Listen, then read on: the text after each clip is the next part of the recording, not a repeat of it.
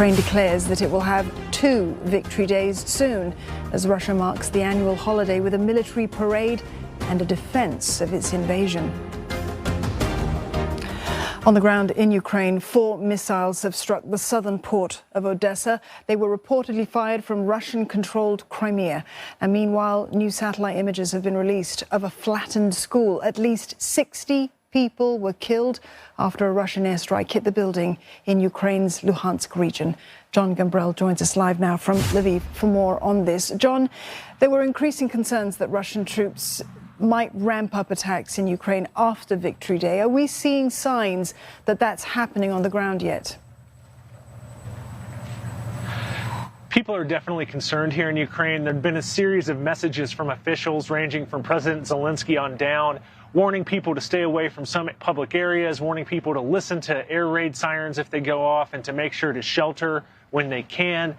So far today, we have seen attacks in the east that have targeted sort of that front line area where fighting has been really intense between Ukrainian and Russian forces. We've also seen missile attacks targeting the port city of Odessa as well. Odessa has been a real focus of Russian attack with cruise missiles over the last couple of days. And just in the last couple of minutes, the Ukrainians have acknowledged that the president of the European Council has actually come and visited Odessa amid all these missile strikes. We don't have too much more about his visit here, but it does come as Ukraine is raising concerns about Russia potentially trying to block off its entire access to the Black Sea. And meantime, John, thousands of Ukrainian soldiers, they remain in that Azovstal steel plant. They're there to defend it. They say that surrender for them isn't an option. Does that rule out plans, though, to evacuate them? They left that open in a telephone conversation that they had with journalists yesterday. They appeared on this video conference looking very gaunt and said that they were going to not surrender because they didn't want to give the Russians the opportunity to use them as political pawns in negotiations. That being said, Ukrainian officials have been reaching out to international organizations as well as third-party countries to try to find some sort of way that these fighters can be evacuated.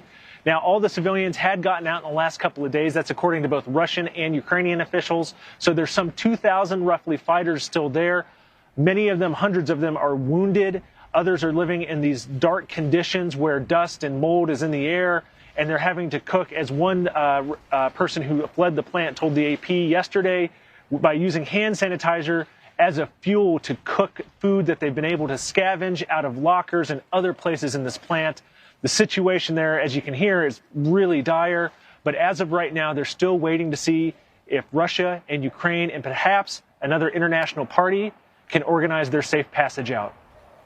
It's looking like an increasingly desperate situation for those fighters. John, thank you very much for that update. John Gambrell there in Lviv.